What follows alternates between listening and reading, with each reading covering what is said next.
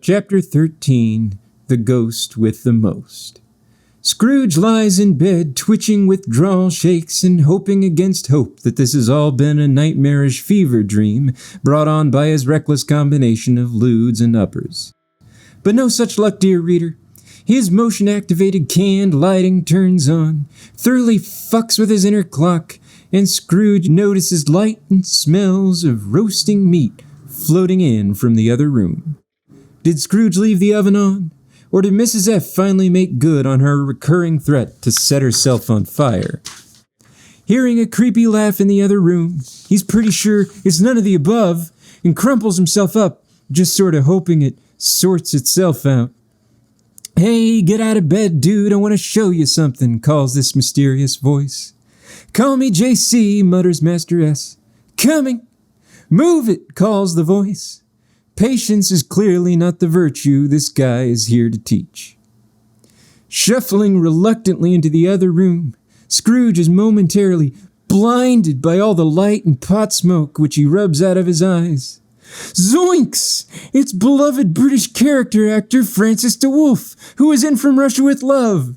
Francis sits on a pile of goodies in a dirty bathrobe, looking kinda skeevy. The sight is confusing. You know the drill, let's do some Christmas shit. He's nothing if not concise. Scrooge replies, "Slow your roll, Pops," as he feels some of his former confidence returning. MJ beat Scrooge into submission pretty early on, and Scrooge is hoping to get a word in edgewise with this new guy. Good luck, Master S. Good luck. I don't even know what your deal is. Are you man? Are you God?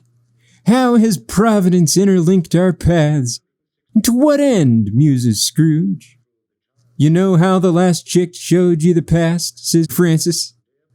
Yes, replies Scrooge. Yeah, well, I'm showing you the present. That's about the long and the short of it, Francis says, waving his dirty bathrobe in invitation. Take hold of my robe, you doink. Scrooge reaches out hesitantly and touches the spirit's flowing cloak, hoping he didn't do it the gay way. In a flash, the spirit and Scrooge are slingshotted into the heavens, swooping over London like a drunk traffic reporter. The spirit says Scrooge is going to observe some true Christmas spirit and men of goodwill, even if it kills him.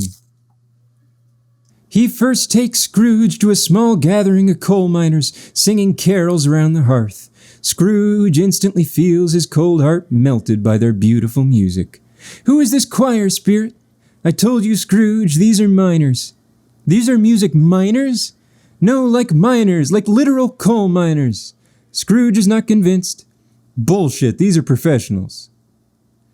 Spirit sees this going nowhere, so he zips Scrooge to something he knows he'll understand. Hey, that's Cratchit, exclaims Scrooge. Only, what's wrong with his face? He's smiling, you imbecile, the spirit says. Cratchit's mousy daughter, Miss Bianca, eagerly awaits her dad at the window when her brothers and mom decide to pull the world's lamest prank, pretending she's not there when, in fact, she is. A prank which will last a grand total of 31 seconds from exit to entrance. But you know, their house is a bit dumpy. Their kid definitely has polio. The English winter killed several relatives last year, and Bob's boss is, well, an unfathomable twerp. So I guess the fact that they're still able to experience joy is good for them. Gotcha, Dad! Wasn't that fun? Shrieks Bianca. Oh, I guess you were just in the other room, huh? Says Cratchit blandly, signaling to Bianca and the rest of the Cratchits that this hadn't played out like they hoped. This isn't the first time Bob has trashed any family fun. You should see him at game night. The guy's a dick. Not knowing he's dashed their hopes of any sort of fun, Bob sits and they turn their attention to Tim. Ma asks if his legs are still weird. Pretty much, replies Bob. Poor deluded souls they are. They know not the raw power that the child contains, that his earthly illness is of no concern, yea, perhaps even feigned, to throw them off the scent. By next spring I should have saved enough for the doctor, murmurs Bob, while Scrooge looks on, confused, wondering why anyone would have to do that. I don't get it, Francis, says Scrooge. If their kid is sick, why don't they use their health insurance? Francis blinks. You overbaked gluten-free ziti. You absolute piece of trash. You think they've got 2 shillings to rub together? You're an accountant, or what, a fiduciary, right? I only skimmed your case notes, admits Francis. Master S considers Francis's subpar case management, hoping that next time he gets a better magical Christmas ghost.